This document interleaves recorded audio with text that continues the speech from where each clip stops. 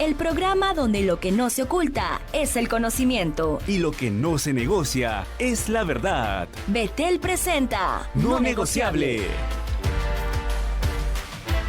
Muy buenas tardes, amigos de todo el Perú, ¿cómo están? Les saludamos nuevamente desde la cabina de Betel Radio, transmitiendo las 24 horas del día porque Radio Betel te acompaña. Estamos saliendo en la frecuencia del 100.1 FM y también 600 AM. El día de hoy, en tu programa No Negociable, hoy día viernes 8 de noviembre del 2024, como cada lunes y viernes te traemos un importante tema de interés nacional que tú tienes que saber. Y como siempre, no me encuentro sola, aquí tu amiga Isabel Soto, estoy muy bien acompañada, como siempre, de Paola Martínez y Jorge de Lama. Paola, ¿cómo estás? Muy buenas tardes, Isabel, Jorge, bienvenidos amigos a tu programa No Negociable, el programa donde lo que no se oculta es el conocimiento y lo que no se negocia es la verdad. Estamos acá desde la cabina de Betel, transmitiendo a nivel nacional como siempre y como debe ser y como será por siempre. Amén. Hola amigos, ¿cómo están? Bienvenidos a una nueva edición de su programa No Negociable. Hola Isabel, hola Paola, ¿cómo están? Y amigos, estamos desde la frecuencia 100.1 FM y 660 AM, transmitiendo las 24 horas porque Betel te acompaña. El día de hoy vamos a tener un tema muy simpático, muy importante, muy actual y del cual a veces no se entiende mucho o a veces no se sabe mucho, pero para eso obviamente la que va a anunciar hoy día es Isabelita Soto. Amigos, por supuesto, el día de hoy tenemos un tema muy interesante. Tú como ciudadano peruano tienes que saber que el Perú es un país rico en recursos naturales. El Perú es un país esencialmente minero. ¿Y por qué no hay que ver esto malo? Hay que ver esto bueno. Porque la minería también nos ayuda a recaudar esos impuestos que luego van al presupuesto público de tu país y que luego se convierten en esas carreteras, hospitales, colegios, etcétera. Hay beneficios en la minería, pero vamos a hablar el día de hoy con un especialista, ya en breve lo vamos a presentar, es de la casa, pero el tema de hoy, por supuesto, ya lo deben sospechar, es formalización minera. Problema o posibilidad, repito, formalización minera, problema o posibilidad del programa del día de hoy, 8 de noviembre, y el tema es formalización minera, problema o posibilidad. Y por supuesto, estamos con el indicado para hablar de este tema y precisamente es nuestro compañero coconductor Jorge de Lama, quien es especialista en temas mineros porque ha trabajado 10 años mínimo en este tema. Y queremos preguntarte, por favor, Jorge, de cara al tema, ¿cuáles son los principales desafíos que enfrenta un país minero como el Perú o el sector minero? ¿Cuáles son estos desafíos que nos puedes contar? Qué interesante pregunta, Isabel. Mire, para que sepan, amigos, yo no estoy leyendo las preguntas que me están haciendo mis compañeros. Pero es interesantísimo porque el Perú como país minero significa que el Perú... dos cosas, ¿no? Primero, tiene una gran cantidad de minerales. Por ejemplo, tiene la segunda reserva más de plata más grande del mundo, reserva. Es el productor número 11 de oro en el mundo. Es el segundo productor de cobre de toda Sudamérica. Es decir, estamos hablando de un país que ha sido bendecido con muchísimas riquezas. Entonces, la minería como tal, en general, enfrenta diversos desafíos. Un desafío que enfrenta la minería y enfrenta el Estado peruano, y sobre el cual vamos a hablar, voy a mencionar 1, 2, 3, es cómo hacer para que todos los minerales sean aprovechados. Ese es un desafío, ¿no? ¿Por qué? Porque hay minerales que le interesan, o hay yacimientos mineros que le interesan a la gran minería y hay otros que no. ¿Por qué? Porque no son económicamente rentables. Y esos los trabaja la pequeña minería o la minería a pequeña escala, que es minería artesanal o regional. Ese es el primer desafío. Yo como Estado lo que tengo que hacer es que se aprovechen todos los recursos que tenemos, ¿cierto? Más aún en una situación de altos precios como la que tenemos ahora. Ese es un primer desafío. El segundo desafío es compatibilizar las diferentes actividades económicas que pueden ir junto a la minería, como la agricultura. El Perú desde tiempos de los incas ha sido un país agrario y minero. Entonces, pero la idea es hacerlas compatibilizar, hacer que sean compatibles, establecer sinergias entre ellas, ¿ok? En la medida de lo posible también, porque muchas propuestas políticas son irreales siempre, ¿no? O sea, como dicen, el respeto irrestricto al ambiente. No existe respeto irrestricto a nada en la realidad. Existe la mitigación de daños de impactos ambientales que se realizan, pero por eso hay que expresar bien las cosas. Lo otro es lograr que la pequeña minería o la minería artesanal, digamos así, pueda alcanzar ciertos estándares de seguridad, de temas ambientales, y también que la gran minería los cumpla. Y lo otro, que es muy importante, impedir la injerencia de ONGs que están buscando, por ejemplo, que es otro desafío, están buscando, por ejemplo, hacer conflictos o inclusive poner a la Corte Interamericana de Derechos Humanos como a través del Tratado de Escazú como un ente que va a resolver temas de recursos naturales. ¿Por qué? Porque puede llegar algún momento en que las grandes empresas o los grandes inversionistas ya no quieran trabajar en el Perú por la conflictividad que tiene. Y ya se sabe que muchas grandes empresas mineras están apuntando a sacar oro o minerales de alta mar. Entonces puede llegar un momento en que digas, es que ya no quiero, quédate con tu recurso y yo me voy a otro lado. Entonces eso es importante, son 4 desafíos, ¿no? Así es, Jorge, y justo quería comentar acerca de uno de los puntos que tocaste sobre la convivencia entre la agricultura y la minería. Porque yo quiero contarle acá a todos nuestros amigos, por ejemplo, un claro ejemplo de una sana convivencia entre estos dos rubros, ¿no? La minería y la agricultura, lo tenemos en Cajamarca, con la granja Porcón. Claro. La granja Porcón, para todos nuestros amigos que nos están escuchando, realmente es un paraíso, es el Edén en Cajamarca, donde hay realmente todo. Producen pan, sus truchas, sus hongos, árboles, maderas, productos lácteos, entre otras cosas más. Y al lado se encuentra la minera Yanacocha. Claro. Y cuando fuimos a visitar la granja Porcón, el líder de esta comunidad, que por cierto es una comunidad cristiana evangélica, ellos nos comentaban acerca de que fue visitado por muchos activistas, muchas ONGs, a incentivar ese chip, ¿no?, negativo en relación a la sostenibilidad y la posibilidad de convivir con una empresa minera, ¿no? Y lo que vemos más bien es que esta granja Porcón, ¿no?, grupo humano conformado por muchos agrícolas cristianos evangélicos, ahora está exportando y viene Corea y viene China a pedirle, véndeme los hongos, productos que tienen allí a raíz de estos árboles de cedros y de caoba que crecen allá. Entonces estamos viendo más bien un incremento de esta granja Porcón, de este sistema que ellos tienen de convivencia, ¿no?, que también es cerrado, por cierto, pero sí está creciendo, pero está al lado justamente de la minera Yanacocha, y por cierto, tiene unas truchas A1 buenísima, y no tiene contaminación, no hay nada. Entonces, Jorge, ¿es cierto, no? ¿Es imposible la convivencia? Estamos dando un ejemplo claro. ¿Qué es lo que han estado haciendo estas ONGs incentivando ese discurso, esa narrativa que es imposible que ambos puedan sostener, ambos puedan convivir? Claro, eso es falso. Ambos pueden convivir. Obviamente, siendo realistas, hay situaciones en las cuales en un solo territorio solo se puede hacer, por ejemplo, en 100 hectáreas solamente se puede hacer uno de los dos.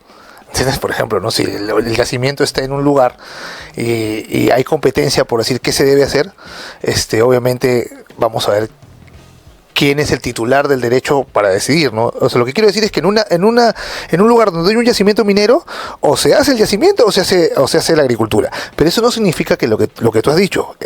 Lo que tú has dicho es decir, podemos crear sinergias y generar negocios, porque la agricultura en general puede realizarse también en otros lugares cercanos y también convivir con la minería, siempre y cuando se pongan de acuerdo y no haya una posición hostil y temerosa a la hora de enfrentar esos retos. Por ejemplo, ¿no?, se dice, por ejemplo, que Tía María va a contaminar, pero yo digo, o el agua, pero yo digo, pero el agua de Tía María no va a salir de Tía María, no va a salir del río, va a salir de la planta salinizadora.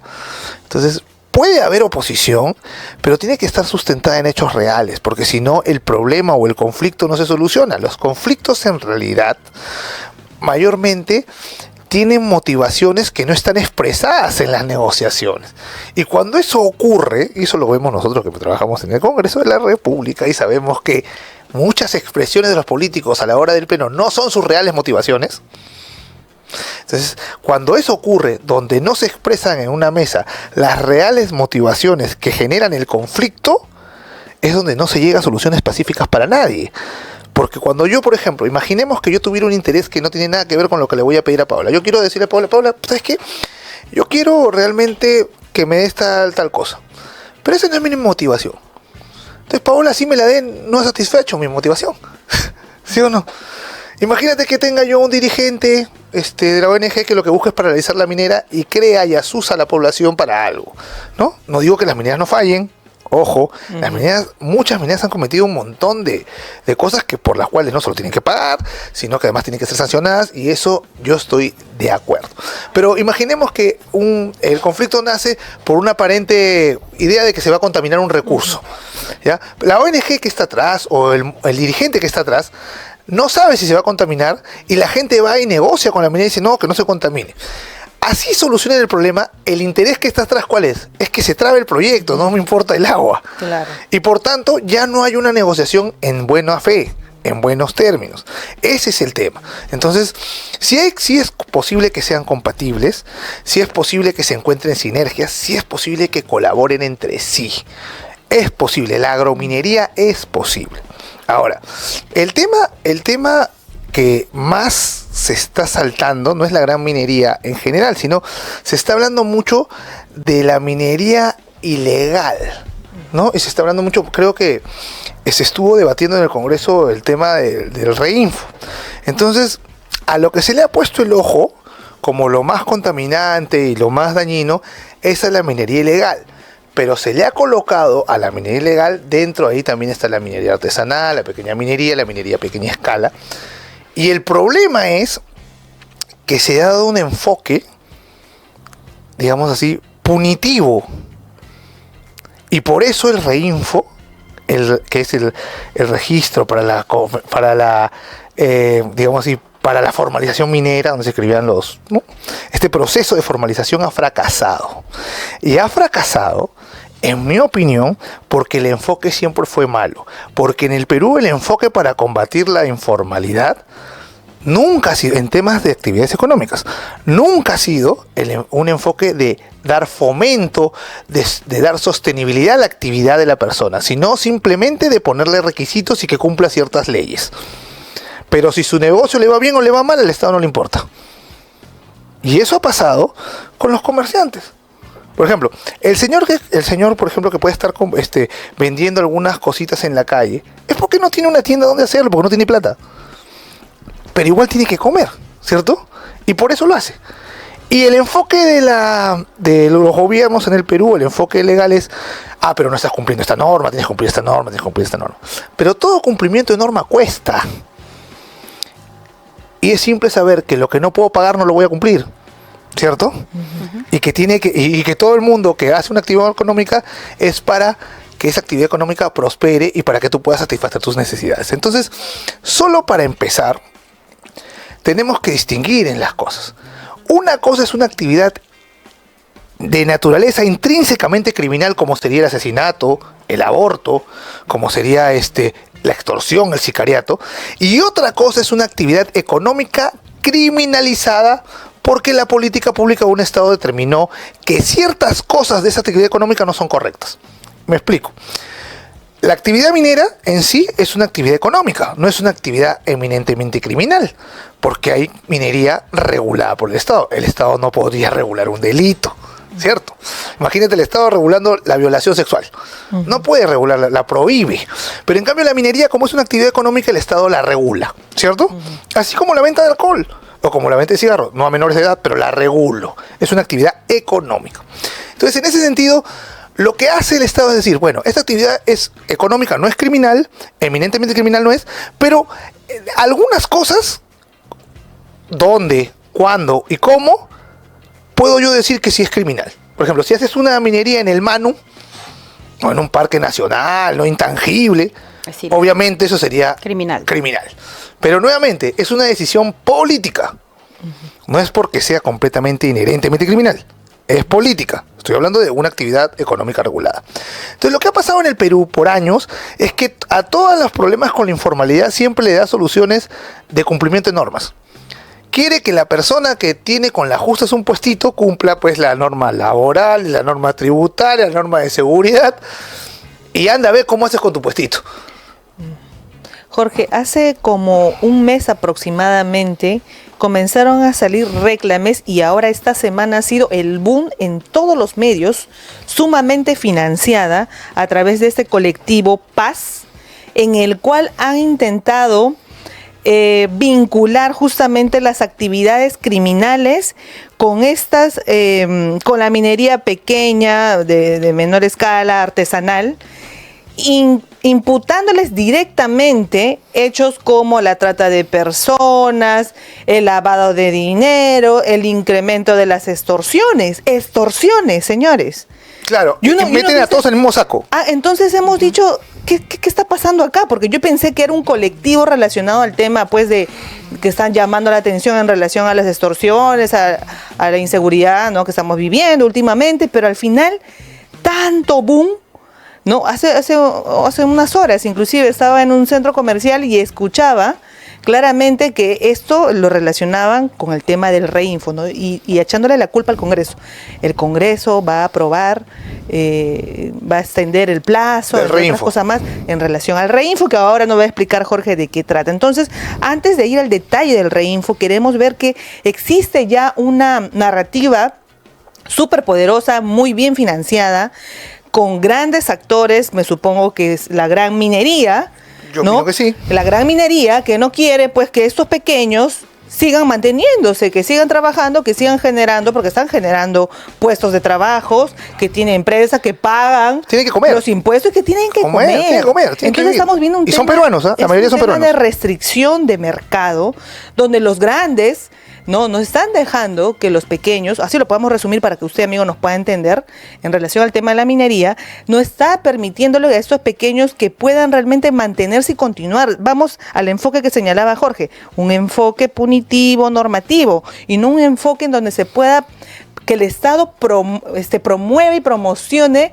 que se mantenga esa actividad. Sí, mira, les explico más o menos de esa parte también, histórica. Cuéntame, Jorge, Isabel. Sí, para completar, porque Paola decía que podría estar detrás la gran minería, pero también al inicio, para poner en contexto, hablabas de un trasfondo también político, porque la minería, durante mucho tiempo se ha dicho que no pueden convivir la minería y el sector agrario, lo cual es falso, y uno de los ejemplos precisamente lo ha puesto Paola, cómo funciona la granja Porcón en Cajamarca, pero también comentarte, Jorge, de que la minería en sí genera una polarización, no solamente en la gran minería, sino que hay organismos internacionales y ONGs periféricas que promociona, por ejemplo, agua sí, oro no. Como si fueran incompatibles. Exactamente. Y tenemos además sentencias de la Corte Interamericana, fallos como el caso Surinam, Saramaca, creo que era una población indígena. Sí. Tenemos un convenio 169 de la OIT. En un tiempo también se hablaba mucho de lo que es la consulta previa a los pueblos indígenas. Entonces también quisiera que nos informes y nos digas aquí a la audiencia. La Constitución establece que los recursos naturales son de todos los peruanos. Patrimonio de la nación. ¿Qué hacemos con estas voces que de repente son instigadas por las ONGs también a poder decir agua sí, oro no, como si fueran incompatibles y que están detrás asusando a la población? No sé si te acuerdas de hace muchos años atrás este tema de los audios que salieron de las lentejas. Queremos, para que siga esta obra minera, queremos nuestras lentejas. Entonces, explicarnos, antes de pasar al tema del Reinfo, ¿cuáles son las narrativas periféricas en torno a que la minería no puede convivir con el agro? Sí, en primer lugar, se trata de establecer que hubiera una dicotomía, una falsa dicotomía, ¿no? Que esa la estableció Llanta cuando dijo agua sí, oro no, ¿no? ¿Por qué falta dicotomía? Porque te hace pensar que es solamente o una u otra, pero no pueden ser las dos. Y la gente empieza a entender que es así. Eso es lo que se conoce como falsa dicotomía. Y es usual para una motivación o un activismo contra algo, siempre crearte un enemigo. Una consecuencia a un hecho que tú tienes que rechazar. Entonces, esa es una de las narrativas. La otra narrativa que está con mucha fuerza tiene que ver con esto de que el medio ambiente no puede ser tocado de ninguna manera. Y eso no es cierto, porque el medio ambiente también somos nosotros. Para que los que sepan derecho ambiental los que saben derecho ambiental saben que dentro del medio ambiente también estamos nosotros. Y todos saben también que la regulación del derecho al medio ambiente tiene que tener por lo menos una visión antropocéntrica, hasta cierto sentido. Porque hay un pueblo, por ejemplo, que es el pueblo de Purús, que no se le puede hacer una carretera, no está interconectado, y los ambientalistas no quieren que se haga una carretera en ese lugar, cuando en otros países sí la harían. En países como Canadá, como Estados Unidos, harían una carretera. No, ellos no quieren porque no quieren tocar el medio ambiente. Entonces el ser humano tiene que estar por detrás, se coloca por detrás del ambiente. Y eso no puede ser. No puede ser. Eso no significa que tú descuides el medio ambiente o que lo contamines y esto no. Pero cuando hay la necesidad del ser humano, esa es la que tiene que primar. Cuando es una necesidad legítima, digo yo, ¿no? Necesidad legítima de la gente que está en Purús, que está en Madre de Dios, creo, en la puntita. Está en la puntita de Madre de Dios, que es la que ingresa a Brasil y no tiene conexión con el Perú, salvo por un río. Y casi todo cuesta un montón de plata ahí. 20 soles de papel higiénico, uno solo, creo. Hubo un reportaje, una vez el Congreso intentó que se haga una carretera por ahí, intentó ayudar en eso y los ambientalistas dijeron que no. O sea que para los ambientalistas valía más o valía menos la población de Purús. Que ellos sigan así en su pobreza, que ellos sigan así interconectados, porque no se podía tocar ni hacer una carretera que los interconecte. Entonces imagínense esa narrativa, poner al ambiente sobre el hombre. Ojo, decir esto no significa que el hombre pueda hacer irresponsablemente destrucción del ambiente, porque con eso se destruye a sí mismo también, porque he dicho que somos parte del ambiente. Entonces esas son dos narrativas importantes, y la otra narrativa importante es el tema de Escazú. ¿Por qué? Porque ellos dicen que es un tratado de derechos humanos. ¿Por qué dicen que es un tratado de derechos humanos? Para que la Corte Interamericana se meta. Pero lo que no dicen es que cualquier persona puede entablar una demanda contra ellos y puede ser una ONG extranjera. Una ONG extranjera que ve un proyecto puede quejarse ante la Corte Interamericana y la Corte Interamericana bloquear el proyecto. Entonces le quita soberanía al Estado para decidir cuál va a ser su camino hacia su desarrollo. ¿Me dejo entender? Los estados deben tener la soberanía y la libertad de decidir cuál es su camino a desarrollarse. Y si Dios te bendijo a ti con minerales y tú quieres que eso sea tu camino al desarrollo, tienes todo el derecho. La Corte no tiene por qué meterse. Esas tres narrativas son fuertes. Excelente, ahora, muy claro, Jorge. Hablando sobre el Reinfo, esto tiene una historia que me permito contarles para que nos pongamos en contexto. En el 92, creo 1492 EM, se dio el tubo de la Ley General de Minería, en el gobierno de Fujimori. Hizo esas reformas importantes. El tubo de la Ley General de Minería, que es el texto único ordenado de la Ley General de Minería, estableció normas porque pensaba en la gran minería. ¿Pero por qué? No fue porque Fujimori fuera malo, ni porque los técnicos estuvieran mal, sino porque en ese momento el mineral, por ejemplo el oro, estaba a $200 la onza. No era un mineral muy valioso, hoy día está a 3.000, casi 3.000. 3.000, va a llegar a 3.000, está a 2.700, 2.800. Está fluctuando. Pero en ese momento no había, pues. Para hacer minería había que tener espalda financiera. Entonces el tubo ordenó este tema de las concesiones pensando en eso. Pero mientras avanzaba el tiempo, subió el precio de los minerales y empezaron a aparecer, no solo acá, en todo el mundo, mineros pequeños, personas que se dedicaban también a la minería. Por eso recién el 2002, la pequeña minería recién se define en la ley peruana, el 2002. No se definía antes, no estaba en la ley peruana antes del 2002. Se definió en el 2002 y se incorporó en el tubo. Pero el problema es que el tubo seguía diseñado para la gran minería, no para la pequeña.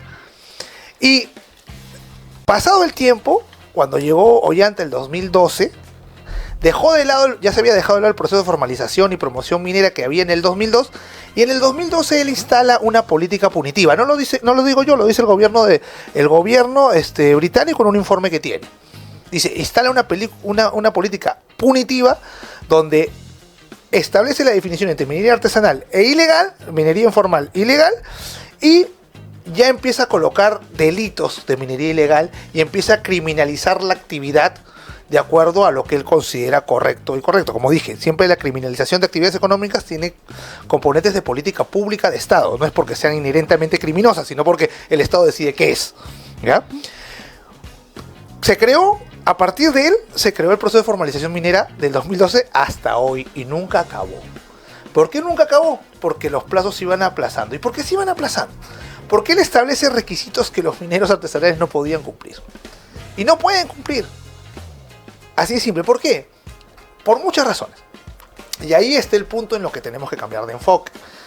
Lo mismo Fondo Monetario Internacional, el Banco Mundial, y también inclusive, ¿cómo se llama? El gobierno británico ha advertido que la minería pequeña tiene problemas. La minería pequeña escala tiene problemas de seguridad, de daño al ambiente, de ineficiencias y deseconomías de escala. Es decir, deseconomías de escala. No tiene todas las herramientas que tiene la gran minería. Y lo que terminó haciendo el gobierno chileno en base a esos reportes, es decir, porque ese es el modelo, es decir, vamos a cambiar el enfoque, ya no vamos a pedirle cosas legales y documentos legales. Por una gran razón. Cuando yo solamente pongo cosas legales, el negocio no me importa. Lo único que me interesa es que cumpla las cosas legales. Y el Estado no se mete, no fomenta, no promociona.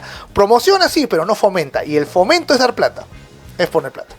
Entonces la idea es la siguiente, cambiar ese enfoque. ¿Cuál es el enfoque? Que el Estado, en Chile, ¿qué hizo? No digo que sea acá, ya verá Dina cómo lo hace, pero el tema es que en Chile se creó una empresa nacional que ayudaba y acompañaba al minero en todas sus etapas, y así solucionaba las deseconomías. Te doy un ejemplo. El minero no tiene geólogos, pues.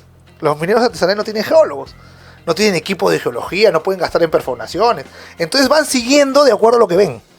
Entonces en Chile, por ejemplo, la empresa nacional de minería chilena les hace los estudios geológicos. Ya le solucionas un problema de plata, porque si él avanza y se le pierde, ya perdió ahí casi todo su capital. Vamos a profundizar sobre estas condiciones que debería cumplir la minería a pequeña escala, la pequeña minería, que se hacen imposibles, como tú dices, no hay sostenibilidad, no hay fomento por parte del Estado, pero vamos a regresar con eso después de la pausa. Regresamos aquí en tu programa No Negociable. El día de hoy estamos tratando el tema formalización minera, problema o posibilidad, y estamos conversando con nuestro compañero Jorge de Lama, quien es especialista en tema de derecho minero, pero nos había quedado una pregunta antes de la pausa que estabas... Otra vez.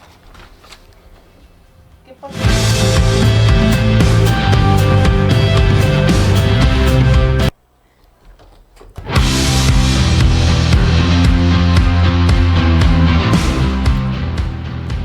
Regresamos, amigos, después de esta breve pausa en tu programa No Negociable. El día de hoy estamos abordando el tema formalización minera, problema o posibilidad, y estamos conversando aquí en el set de Betel Radio con nuestro compañero Jorge de Lama, quien es especialista en temas mineros, y nos estaba comentando antes de irnos a la pausa que existen requisitos, condiciones impuestas a la minería artesanal, a la minería de pequeña escala, que se hacen imposibles de cumplir, y por esta razón es que, digamos, se criminaliza injustamente esta actividad económica que bajo una buena política podría resultar muy beneficiosa para el Perú.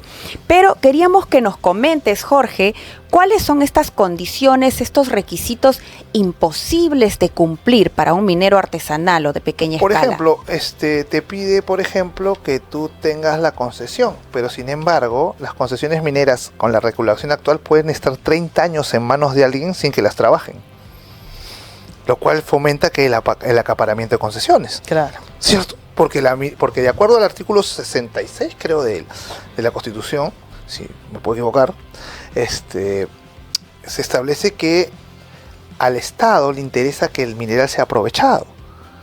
¿Entiendes? Si necesitas que sea aprovechado, quiere decir que al Estado le interesa, y eso no se dice, y nunca se dice, que el mineral se aproveche tanto al que le interesa la minería a gran escala como a la que le interesa el minero a pequeña escala.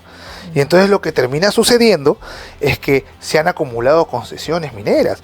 Yo he revisado las cifras y creo que 49 empresas mineras tienen casi el 50% de hectáreas concesionadas del Perú.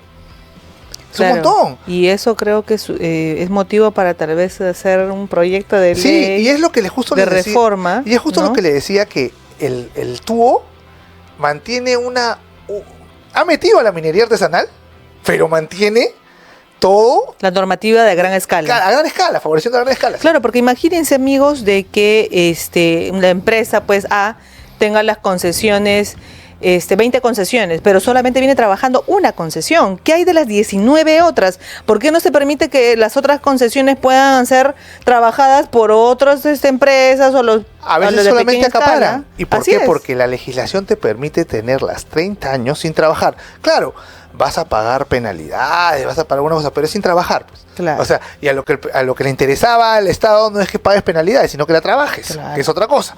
Entonces, ¿qué pasa? Ese es uno de los problemas que tiene. El otro problema que tiene es estos problemas de conocimiento, de know-how, ¿cierto? Lo otro es la falta de capacidad financiera, la falta de acceso al crédito. Ese es otro problema que tiene la pequeña minería o la minería a pequeña escala.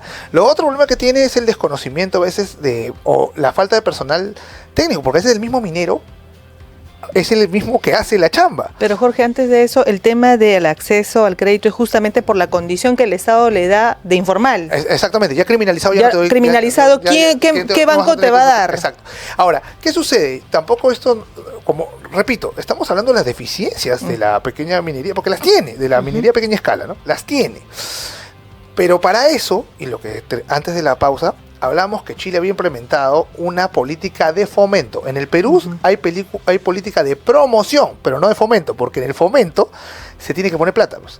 Y el Estado, y el MINEM no quiere poner plata, y el Estado no quiere poner plata. Entonces, ¿de qué se basa esta actividad de fomento que debería ser replicada en el Perú? En primer lugar es acompañar al minero en todas las etapas de su ciclo económico para ayudarlo a reducir las brechas de esas deseconomías. Terminamos hablando en el bloque pasado, primero de la parte geológica. Ellos no saben dónde está el mineral, corren la veta, la persiguen, pero si se les desaparece pierden toda su plata y tiene que volver a empezar y ya no les va a dar ni para poner cosas de seguridad, de trabajo, ¿me entiendes? No van a tener la espalda financiera. Entonces el Estado chileno con esta empresa Enami les hace la geología, les ayuda con los estudios técnicos, le hace todo eso. Entonces, cuando ellos van produciendo, van generando esa confianza y empieza la segunda etapa. ¿Qué hace la minera Enami?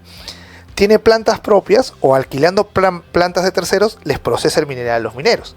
¿Por qué es importante que les procese? Porque les da unas condiciones justas. En el mercado peruano hay varias plantas y todas ellas naturalmente compiten y siempre van a buscar su mayor ganancia. Eso es normal. Pero en esa mayor ganancia siempre al minero le van picando. Y si yo lo tengo informalizado, más aún le van a decir, bueno, eres informal, este es un tema, tú sabes que tengo que poner bien en orden lo que me estás trayendo, entonces no te voy a pagar tanto. Y lo sigo manteniendo en un ciclo insustentable. Entonces el Estado lo que hace es procesar el mineral del minero en sus plantas o en la planta de tercero y le dice, ok, ahora yo lo voy a vender afuera. Y una vez que lo venda afuera, nadie me va a decir que tú eres informal, porque soy yo el Estado chileno. Y una vez que lo venda afuera, lo vendo en las mejores condiciones del mercado, porque soy yo el Estado el que lo está vendiendo. Y cuando regreso con la plata, te doy lo que me pagaron, descontando lo que te procesé y lo que me costó venderlo, que siempre hay cosas administrativas que hay. Eso lo beneficia un montón, ya de por sí, pero ¿cuál es el mayor beneficio? Que el minero va por primera vez a ver lo que es la devolución del IGB de exportación, que él no recoge. O sea, de los 100 que gasta, 18 le van a devolver. Y eso, para que tenga ese beneficio que no te lo da el mercado así nomás, sino que te lo da este sistema, va a tener que formalizarse, va a tener que hacer pero ya hay un incentivo. Ya no hay solamente el mero cumple la ley porque si no eres ilegal. Porque esto no solamente se aplica en la minería, como les dije, y ustedes me pueden corregir. ¿Acaso no en todas las actividades económicas que son informales el Estado solamente aplica el enfoque punitivo? ¿Sí o no? Un ejemplo claro, por ejemplo, en Tacna, ¿no? Porque a los comerciantes que supuestamente están, digamos, en un medio de contrabando, pero que han demostrado ante la SUNAT que realmente están cumpliendo las normas, pero simplemente no se adecuaban a la emisión de la boleta electrónica. Porque ellos solamente decían, no me han enseñado, yo no manejo los equipos, no me han venido a capacitar, por lo tanto yo solamente estoy haciendo mis boletas físicas.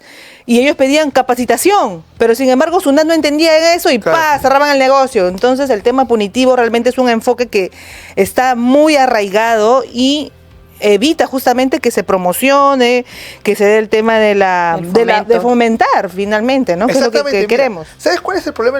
Uno de los problemas más graves del enfoque punitivo, y lo dicen los informes que yo he recogido del Banco Mundial, dicen, el enfoque punitivo pone la formalización o la ilegalización primero. Es decir, el fin último del proceso punitivo es que cumpla la ley. En cambio, el fin último, en un enfoque de sostenibilidad del negocio, el primer paso es cumplir la ley. Pero el objetivo no es que cumplas y me voy, es ayudarte permanentemente a que tu negocio sea sostenible. Permanente, es una función permanente. Y en Chile ha tenido tanto éxito que ya se replicó en Ecuador y ya se está replicando en Colombia. Y en Chile, ENAMI Chile tiene ya contratos con las grandes empresas mineras que tienen un montón de concesiones, donde dicen, ¿esta concesión te importa? No, pásasela a ellos, pues yo me encargo de vigilar, para que ellos no se vayan más allá de lo permitido. Entonces ENAMI se convierte ya primero en un mediador y también en la cara visible que le soluciona inclusive a la gran minería en Chile los problemas, porque una cosa es que negocies con 1000 y una cosa es que negocies conmigo, yo me hago responsable, si pasa algo me demandas a mí, yo me encargo. Pero te dieron cuenta. O sea, sí es algo factible, porque en el Perú habrán alrededor de 12 hubs mineros, ¿no? 12, o sea, yo no quiero decir que no hay minería en todo el Perú, pero hablo de 12 hubs, centros donde está la mayoría concentrada de gente de pequeña escala. Ahí ya puedo empezar a atacar. Sería una política de ganar, Jorge, esta estrategia de acompañamiento del Estado a la pequeña minería, a la minería artesanal, que como tú dices, es una actividad económica más. Así es. Y que por tanto podría más bien beneficiar al Perú. Y para nuestros amigos, para nuestra audiencia, queríamos, Jorge, que nos puedas aclarar esta información. Según la SBS, la minería ilegal, bueno, así lo consideran acá, es el delito que más dinero genera en el Perú actualmente, con una ganancia estimada mayor a los 8.200 millones anuales, superando al narcotráfico. Pero nos decías en la pausa que más bien quisieras que el Estado pudiera apoyar a esta pequeña minería y esos millones o eso que produce la minería que está al margen de la ley, no se vaya para afuera, y tiene muchísimo sentido. Y este modelo que se ha aplicado con éxito en Chile y que ya se está replicando en otros países, sería bueno que el Poder Ejecutivo, el Legislativo pudieran revisar más acerca del ENAMI y pudiera venir este modelo de política ganar aquí a nuestro país. ¿Qué es lo que tiene que hacer el Perú para poder aplicar esta política? En primero es dejar el enfoque pasado, ya. Porque ahorita lo que están buscando es que el reinfo se acabe. El reinfo, para decirlo claramente, ¿no? Para establecer dos precisiones, si me permites, Isabel. En primer lugar, nosotros no abogamos por todos los mineros, porque los mineros que hacen cosas ilegales, como por ejemplo hacer minería en el mano, ¿no? O contaminar, eso sí está mal. Y eso no, en este programa no estamos fomentando eso. Pero hay un grupo grande de mineros, no todos son los mineros que hacen eso. Y lo que se hace es generalizar a todos. Todos los que están en el reinfo son malos, ¿no? El reinfo ha sido un fracaso, no se han podido formalizar por lo que yo he dicho. Ahora, lo que tiene que hacer el Estado peruano, para responder tu pregunta, es mirar experiencias pasadas, porque yo les voy a decir una cosa y lo puedo pronosticar. ¿Qué actividad económica, porque se prohibió, se criminalizó, dejó de existir? Ninguna. Y entonces lo que va a pasar es que la minería va a seguir. Al día de hoy, la cifra de mineros que hacen minería a pequeña escala, sean ilegales, artesanales, o sea, ¿no? De todo ese tipo, está alrededor de los 400.000. No tiene ni para meter, el Estado no tiene ni para meter preso ni siquiera a los extorsionadores. ¿A dónde va a meter 400.000 personas? O sea, seamos sinceros, o sea, sinceremos la cosa y dejemos de venderle a la gente que somos duros, fuertes, con un tema, cuando en realidad estamos agravando otro tema. Lo otro que hay que saber es que que el modelo de ENAMI y los señores de ENAMI han estado en el Perú. Dina Boluarte, Rómulo Mucho, no han ido a hablar con ellos. lo otro que también tenemos que saber es que si estas personas las votas, vas a tener al Tren de Aragua o a estos criminales, organizaciones criminales reales aquí. Es decir, ¿por qué? Porque ellos van a aprender a hacer minería. Y ya no va a ser un minero que por minar en una condición sin permiso es ilegal. No, ahora va a ser un delincuente el que va a minar. Y lo que va a terminar pasando es que te vas a chocar con ese delincuente. Eso también hay que tenerlo claro. Es decir, el problema es más grande que decir yo soy el bueno y ellos son los malos. Me dejo entender en cuanto a los mineros. Sino es darse cuenta de la consecuencia que puede pasar. Es decir, los mineros artesanales, los mineros que están ahí o que trabajan, su fin es la subsistencia económica. Pero cuando un delincuente hace una actividad económica, su fin es hacer delitos. ¿Me dejo entender? Entonces, esto no quiero que se interprete como una amenaza, que estoy amenazando, no. Lo que estoy diciendo es, mira lo que estoy observando.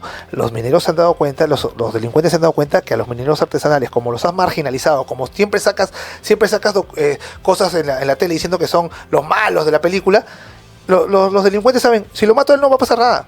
Jorge, este año se cierra justamente el plazo del Reinfo. Hemos visto en el Congreso de la República una propuesta legislativa que aparentemente ha sido llevada al cuarto intermedio.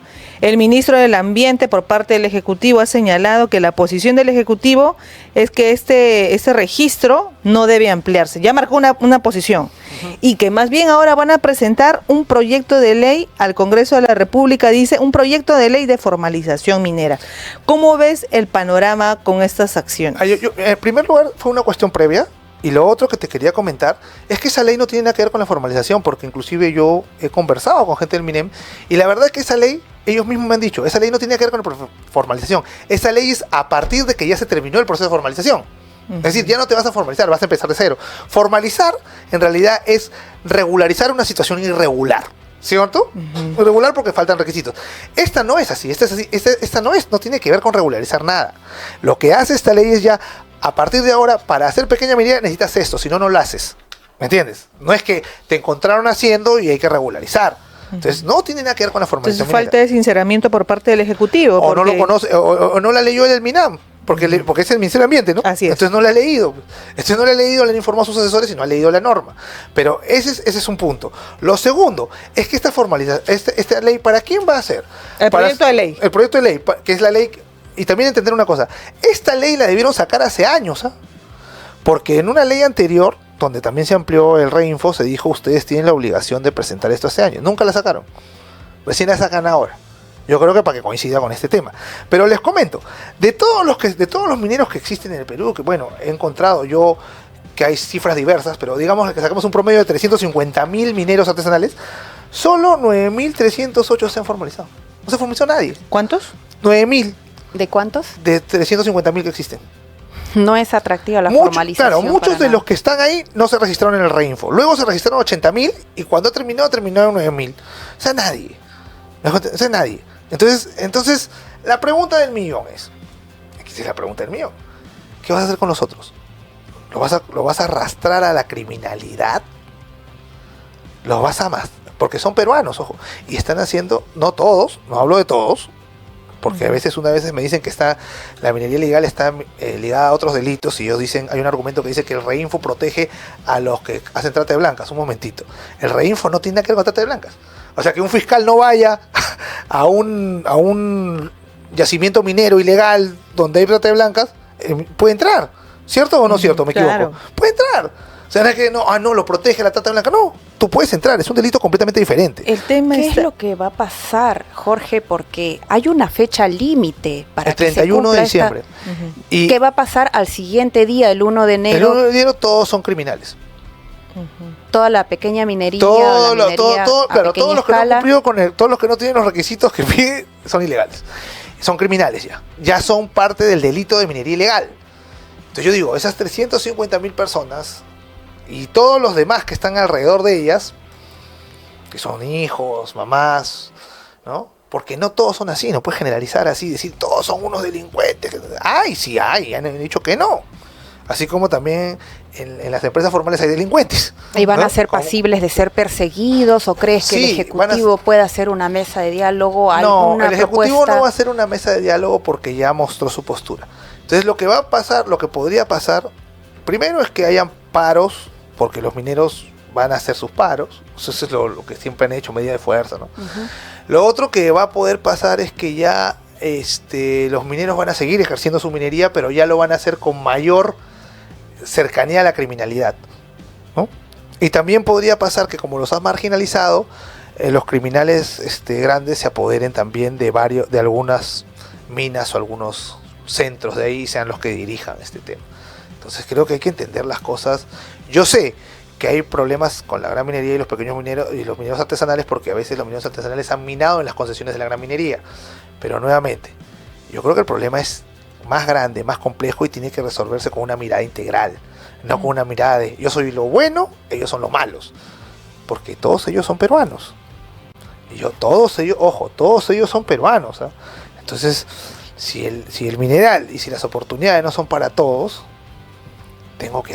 algo tengo que hacer. Así es. Hemos visto justamente hace algunos meses, la visita de la Confederación Confemin. Sí, Confemin vino. Confemin, y realmente me sorprendió la cantidad de trabajadores, de empresas que están, ¿no?, de minería a pequeña escala, ¿no? Pero lo que más llama la atención es que ellos muestran la cara.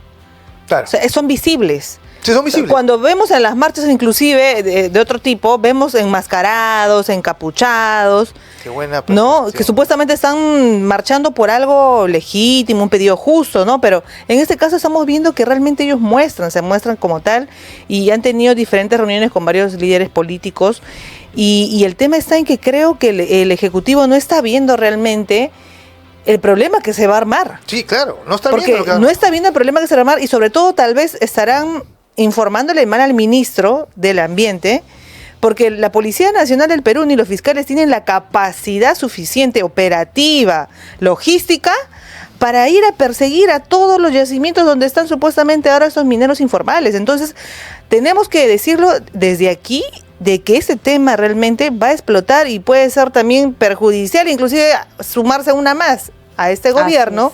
Sería un tema estratégico proponer la ampliación mientras se genera se generen las políticas, un tema de solución. ¿Para qué sumarse un problema más a la espalda, señores del Ejecutivo? Claro, Sí. si no genera condiciones económicas, es normal que se generen economías ilegales o informales. Ahora, eso es normal. Ahora, como repito, ¿no? Hay un sector que nunca va a ser formalizado porque son delincuentes haciendo Así actividades. es, Eso jamás. Y hay que hacer la distinción. Hay que hacer la distinción, Así es. exacto. Pero como tú bien dices, Paula, no están solucionando nada. Decir, no hay reinfo, ¿qué es? Ya, tiene que haber una acción posterior, ¿no? Una decisión política tiene que tener una consecuencia política y una segunda acción política. Entonces digo, ya no hay reinfo. Entonces vas a perseguir a los 300.000. ¿Con qué policías? Si no tienes policías, ya hemos estado en un programa y dijeron que no tienes ni Así policías. es. ¿Qué prisiones tienes? Ninguna tienes. Así es. Ya. Algunos de estos que son informales los vas a llevar a la criminalidad y van a terminar uniéndose con organizaciones criminales, estás acrecentando el crimen. Cuando tú en realidad no significa que le tengas que dar la razón en todo, pero puedes ir aplicando esto. Jorge, nos queda un minuto para finalizar. ¿En qué estado se encuentra actualmente lo del reinfo en el Congreso y en el Ejecutivo? En una cuestión previa que se ha citado hoy, la congresista Diana González en la comisión ha dicho que pase una cuestión previa para que o creo fue en la Para sesión- mejor estudio. Sí, para Sí, mejor en estudio, la pero que anterior se junte sesión. con lo que iba a presentar el gobierno. Ya, bueno, entonces amigos, vamos a estar expectantes de lo que suceda con este tema de la minería a pequeña escala, la minería pequeña, que también pueden ellos convertirse, formalizarse, pero la formalización no es atractiva y ojo, como dijo Jorge, no estamos defendiendo pues la minería criminal, sino la minería simplemente que debería formalizarse para que tengan beneficios tanto todos los peruanos como sus familias. Así que amigos, ese ha sido todo el día de hoy. Nos vemos en una próxima edición del programa No Negociable y ya saben, Nos vemos, amigos. Betel Radio te acompaña. acompaña. Te acompaño. Un programa de análisis jurídico y político sobre temas de interés nacional. No negociable. Con Paola Martínez. Jorge de la